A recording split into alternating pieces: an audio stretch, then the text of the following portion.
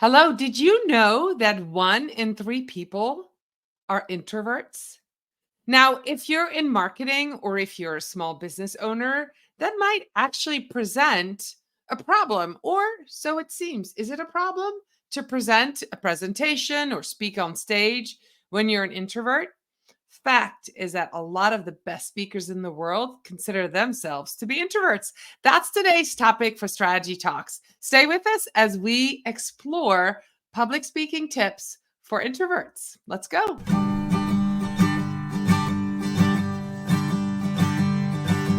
Let's strategize together. Let's hear it from an expert. Join the conversation, it's informative and free. You and me, let's talk some strategy.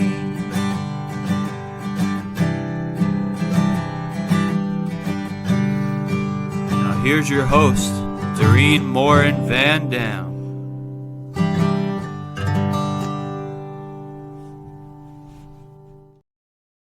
Hello, everybody. Welcome back to another episode of Strategy Talks. Today, we're going to talk about what it's like to be up on stage or have to present at work as an introvert, right? 1 in 3 people consider themselves to be an introvert, and that might pose some problems. But before I introduce you to today's guests, I want to welcome those of you who are here today live with us. Make sure you let us know in the comments where you're joining us from. If you are watching us on the replay, we appreciate you putting hashtag replay in the comments so my guests and I can both answer questions if you happen to have any. And last but not least, for those of you who listen to Strategy Talk as a podcast, we want to do a quick shout out and welcome to all of you as well. So without much further ado, onto the stage, please welcome my daughter, Janneke Clever. How are you today, Janneke? Good. How are you? I'm so excited to be on the podcast. I know. We've been planning this for a while. So for those of you who don't know Janneke, she thrives on finding solutions through data. Driven by a passion for machine learning and AI, she uses her expertise to empower organizations, particularly within the government sector. As a technical consultant, Janneke dives deep into complex data sets, unearthing valuable insights that help agencies operate more efficiently, optimize their operations, and make data-informed decisions. Now, we as marketers need to do that as well, of course.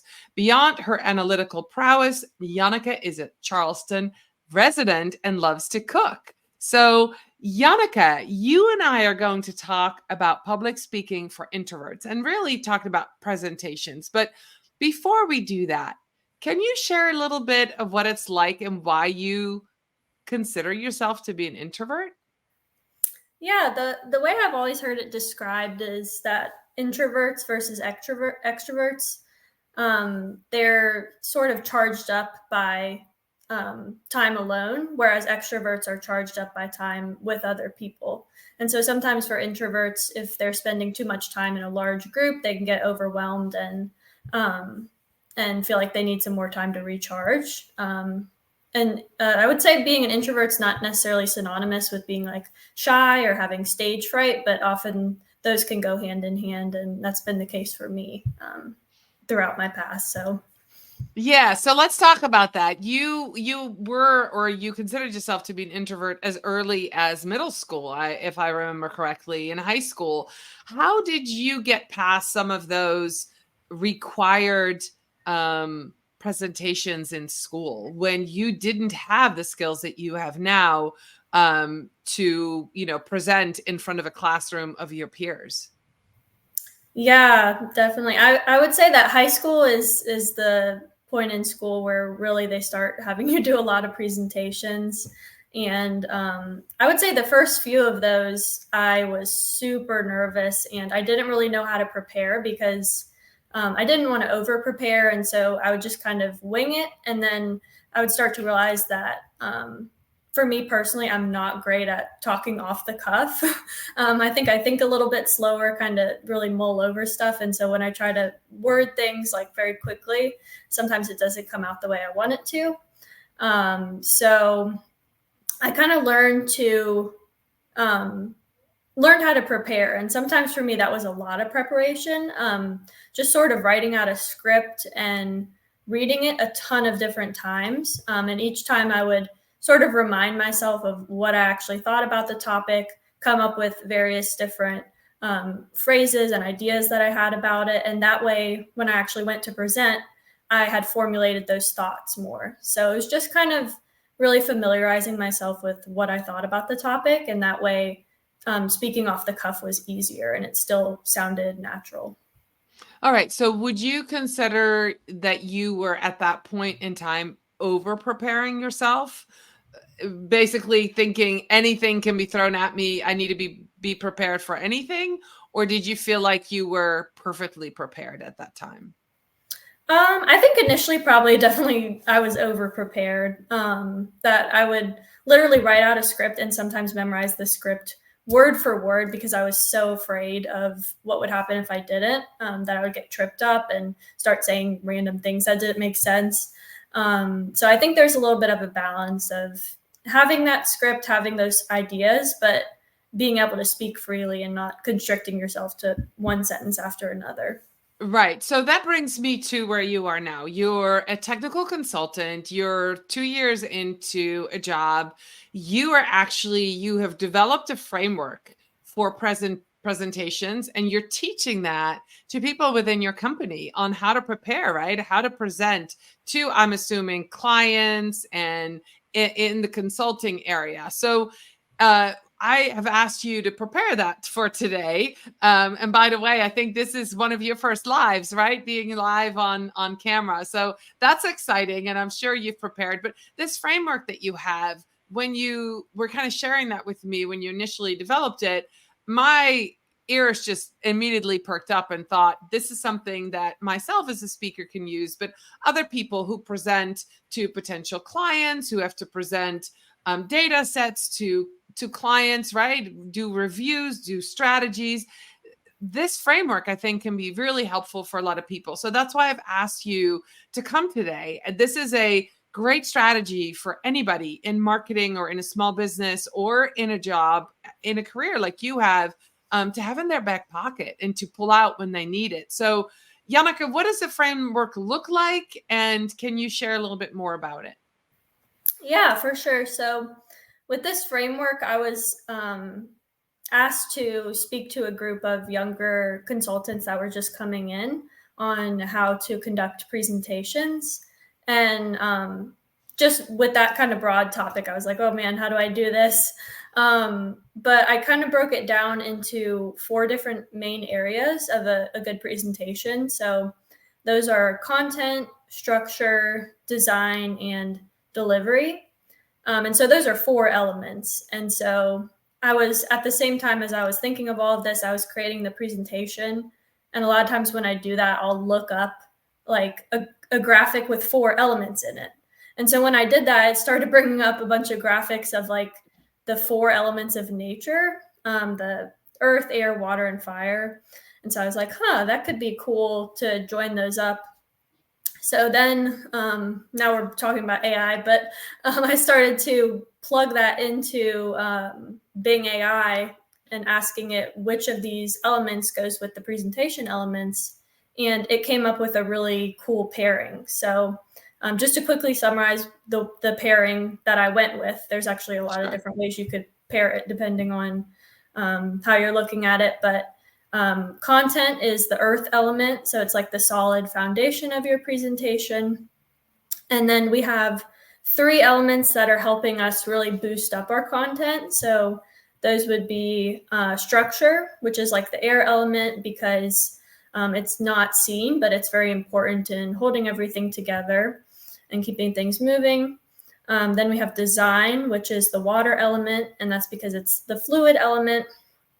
And then lastly would be delivery. And that is our, probably as you could guess, the fire element because it's what brings the passion to the presentation. So yeah, a lot of times to teach something like that, it's fun to have a little memorable thing. So that was what I came up with. Okay. So how do you put that into practice? When you teach somebody, let's start with the first piece, the earth, right? So that's your content.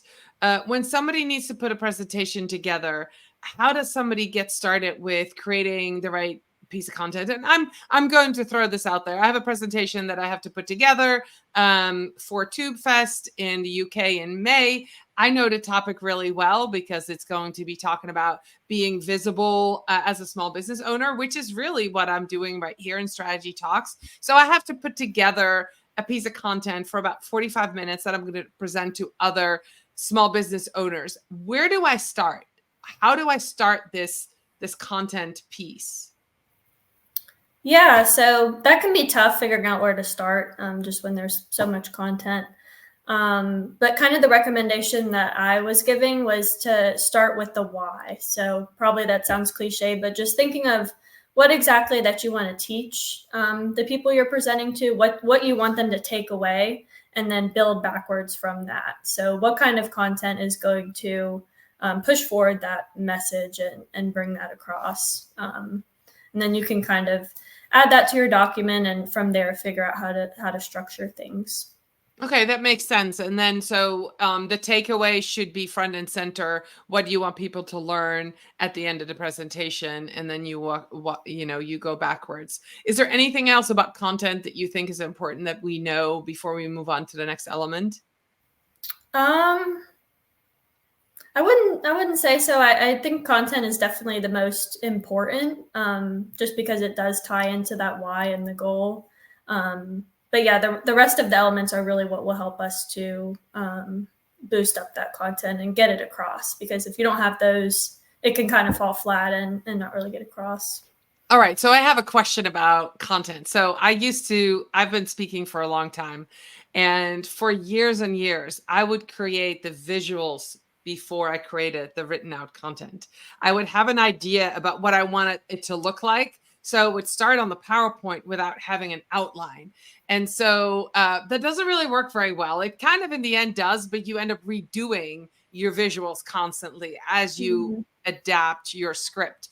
Do you recommend only doing an outline? Do you recommend writing it all out, bullet points, making chapters, cue cards? What is your process? Because if you're watching this and you're a marketer and you're content creator, you might be a visual learner like I am, and you might go like, oh, I'm going to put a PowerPoint together without really thinking about the process. Any recommendations there, Janneke, about what to put on paper before doing the next element? Yeah, so I do have one recommendation, and it kind of goes in with the next element as well. One thing that can really kind of block you on your content is if you're thinking too much about those visual elements and like tweaking fonts and colors and trying to make everything look good. So one thing you can do is sort of create a wireframe. So you could create just a blank PowerPoint presentation, no theme or anything. And from there, you can sort of build your draft out. So figuring out where things will go on the slides, what kind of visuals you want, but not making anything pretty yet. So that will allow you to really focus in on the content. And then from there, you'll have a really solid start to be able to start creating the visual elements and pulling everything together. So sort of separating the design portion from your content and your structure. That's a great idea. And it's almost like it would be like virtual cue cards, right? Because if they're just blank, okay, so that makes a lot of sense. If you're like me, an auditory learner as well as a visual learner, you'd write them out on little sticky notes and put them in an order. But if you're going to work online anyway and you're going to do a virtual presentation, you can do blank ones in a PowerPoint presentation or whatever tool you use to create the presentation. Okay, so we've done the content, we have the wireframe. What's next? Yeah, so the wireframe pretty much covers the structure portion. That mostly entails just like making sure that everything flows properly and sort of having your introduction and then your body, which has consistent elements. So trying to keep the same header format and like same points in the same slides that are similar. So for example, if I had slides about the elements, having listing what the element is on each one, and then tips, and sort of having that consistent format so that the person knows what to expect and they're not pivoting as you're going from slide to slide. But from there, we would move on to the design portion once we have all of the content and the structure in place. Okay, so I am somebody with flamboyant colors. I love orange. I love green. I'll throw everything at the kitchen and the kitchen sink at it. I want color. I want design. I want graphic. But what I learned at the last presentation that I created, I did black and red on a white background, and it just popped, and it was brilliant. So I'm thinking, just like any other design and any other designer, we don't have enough white space, right, in these presentations oftentimes. Is that one tip that you have for everybody? Don't make just like now, if you're watching this, not for those listening, but if you're watching Janneke and I on screen, the background is navy blue. There's an orange stripe at the bottom because those are the colors of Morin Media. There's a button on the right bottom that says Strategy Talks Live in red. And so it's very visual. But if you want attention to the words and the content, you need to leave some white space, correct? Yeah. I would say that the tips for design are kind of those cliche tips of building almost like a brand kit just for your presentation. So having specific fonts, colors, and placement, spacing of things that are consistent across all the slides. And again, that sort of helps prevent your audience's attention from pivoting from what you're saying to trying to understand what all is going on with the theme and everything. Definitely picking some key colors. You can definitely still have fun with color, but just not going too crazy with it. And then really the main thing with design is just not to overwhelm. So that applies to colors, to the amount of fonts that you have, the amount of content that you have on the slide. So there's a big difference between what you'll actually say and what's on the slide. Some people will create rules of like 2 words per bullet point and 3 bullet points or something like that.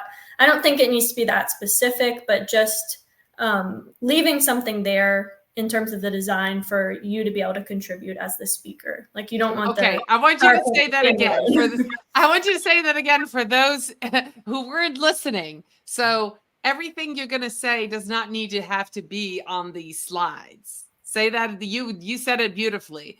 Leave some, only put on the slides so you give them the idea about what you're going to say, correct?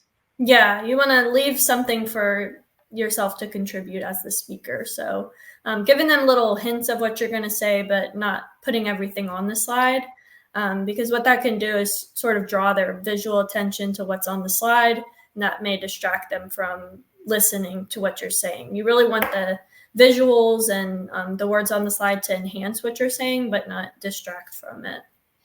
All right. That's really good. And I think that for those of you listening, for those of you watching, you have been in presentations before and even seen people on stage that literally stand there and look up at the screen and read their slides. This is a great segment into the 4th element, right? Yeah. Yep. So the 4th and the last element is the delivery. So that's where you really want to bring the fire element and the passion to the presentation. So the number one tip is don't read your presentation and don't put everything you're going to say on it, obviously. And this is what I heard a speaker coach say years ago is you can give the slide deck to anybody to remind them of what you have said afterwards. But somebody who gets your slide deck, who's never heard you speak, should not be able to get the whole story out of it without you. You need to give them enough that they want you to be there to deliver the talk. If you give them everything in your slide deck, they don't actually need you. Is that kind of how you put your presentation together? Yeah, that's definitely like the rule of thumb. You don't want it to be able to stand alone. Okay, so let's talk about delivery, because as an introvert, I think that's probably going to be the hardest thing. Now, you talked about in high school that you were overprepared. You're now in a professional setting. You do a lot of presentations. How do you prepare? Say how far in advance? Let's talk about how far in advance you start practicing, getting ready. What do you do like a day before, an hour before? Can you talk a little bit about your process? Because I think this is really where people are going to get some good ideas from you. Yeah, agreed. Definitely delivery is the hardest part if you consider yourself to be a little bit afraid to speak or give presentations. For me, yeah, definitely my approach has changed throughout the years. Initially, as we were saying, I was really over prepared and I wasn't reading, but I literally had the script in my head because I was so nervous. That's not to say I don't still get nervous, but I have sort of a different approach. So as far as you were asking about the timelines, that varies. And especially in professional settings, sometimes there is a short timeline. So you have to be able to still bring your strategy on a shorter timeline. What that looks like now for me, I kind of wrote it down and phrased it as rehearsing until you're comfortable. So not memorizing, but as I was saying early on, sort of speaking out loud to familiarize yourself with what you think about the topic. So that's especially good if you don't consider yourself to be somebody who really speaks off the cuff. If you verbalize your thoughts about the topic and speak over the specific slide, then you'll really sort of get a good little, how would you call that? A group of different things you could say for that slide, basically. And you can cycle through those. Yeah, it's almost like you create a word cloud for that, and if I'm thinking visual, like create a word cloud for that specific slide. So then no matter where your thoughts have gone, all the words, you're familiar with the words, and you're able to say that. And if you're a speaker, if you're a presenter, if you're watching this, listening to this, you know that you can give the same presentation 5 different times, not the same words come out every single time. There might be a series of slides that afterwards you think of a joke you could have put in there, or you tell the story just a little bit different, or you forget the last sentence that you were going to say about this slide. And that's okay, as long as the essence of what you're trying to teach or the point you're trying to make comes out. That's kind of what you're saying, right? Yeah, exactly. And another good part about that is when you do that, it can really help ease your nerves, because of course you're going to be a lot more nervous if you go in and you have no idea what you're going to say, or you feel sort of underprepared. The more you prepare, the more comfortable and confident you're going to feel. And that's been a key thing for me because of getting nervous with public speaking or presentations. The more I can rehearse it, the more I'll be comfortable and really just know my thoughts on what I'm trying to say. All right, let's get specific. Rehearsing until you're comfortable. What does that entail for you, Janneke? Does that entail standing up in front of a computer and doing it out loud? Does that mean in your head? Does it mean recording yourself and listening? How do you rehearse? Yeah, any of those would be good ideas. For me, I typically jot out like a rough script, but sometimes I'll write out the exact script and then I have to stop myself of like, put it into bullets. Don't put exact wording of how you're going to say it, because that's going to sound too scripted. Get those bullet points and then try to recreate the way the presentation is going to be. So if it is something like your presentation that you mentioned, if you'll be standing at a podium, you can stand up, in your house, your standing desk or your counter, and recreate that. If you're going to be presenting in front of a laptop, you can just get in front of your laptop, turn your camera on so you'll see yourself like you would during the presentation, and just recreating that. And definitely for me, I do it out loud, because that's the part I struggle with. Like, that'll help you also with the intonation and which things you want to emphasize, and help you practice to not sound like monotone or something too. All right, so let's put a scary scenario in here. What if your slide deck malfunctions and either you can't see your slides or your audience can't see your slides? Any tips there? Has that ever happened to you? Oh boy, no, that hasn't happened to me. The worst thing that happened to me was I I didn't have water and I like got choked up and then had to like think in my head of if I was going to have water or not, but I did. But no, if you couldn't see your slide deck, I guess, yeah, well, honestly, it shouldn't really matter too much, right? Like if your slide deck is just an aid to what you're saying, then Right. they shouldn't necessarily need to see it to get what Right, you're as saying. long as you have the outline of what you're gonna say and you can present it. How Yeah. about timing, Janneke? How, because I'm talking about, presenting something for 45 minutes. How long are the presentations that you put together? Right. Yeah. So that can vary. Probably average like somewhere between 15 and 30 minutes or so. Okay. But yeah, that's important too, because with timing, you want to be respectful of if they've asked you to have a certain time. If you go too low or too high above the time, that can cause issues if it's like an event or something and Right. they're going from session to session. So it's important to time yourself, right? As you practice, it's important to Mm-hmm. make sure that you know when to finish your presentation. So you're, like you said, you're respectful of everybody's time. Is that something that comes in when you practice, or is that something really you should have figured out when you're doing your content piece? I would say that's when you practice, you will have to like start speaking and timing yourself to figure that out. But yeah, that can be where you kind of reduce the content down. If you've already got your content, then you start speaking and you realize like, hey, this one slide is like 8 minutes and all the other slides are 5 minutes. Then you can figure out which content is the least useful towards your message and take that out. Okay, so we're almost done, but I've got a question. What is your favorite, or what are your favorite tools for creating these presentations? What are you using? I mean, you're young, you're in the field. What is it what are some of the tools that you use to put it together, start to finish? If you want to just rattle them off, I'll make sure they get in the show notes. But what do you use to write the content, to create the content, to do the outline, to record, to present? Can you talk about that real quick? Yeah, I maybe a disappointing answer, but really still the main tool in the industry is PowerPoint. Okay. Still, that's mostly what's used from my experience, at least, or Google Slides.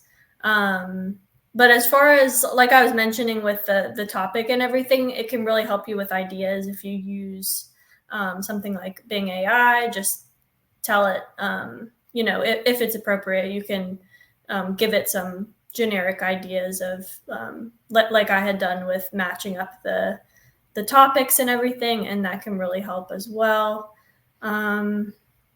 Can't really think of anything else off the top of my head right now, but So do you do the visual design in PowerPoint then, Janneke? Or do you use something like Canva, or do you do it all in PowerPoint? yeah, right now I do it all in PowerPoint, but if you were doing it in a personal setting, you could. I've seen Canva has some really cool PowerPoint themes too, or presentation themes that you could probably get more creative there. All right. So quick question. This is the last one.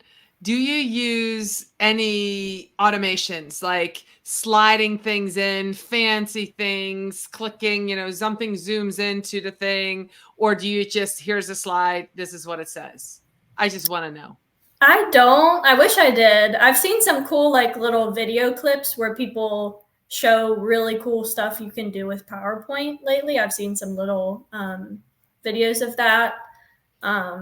I think it can be cool if it's used in the right way. You don't need it though. It's just kind of like an aid, I would say, if you want to bring in content sequentially so that they don't see things until you bring So you're it ready in. for it. Okay, that makes Kind of a sense. Okay. specific use case.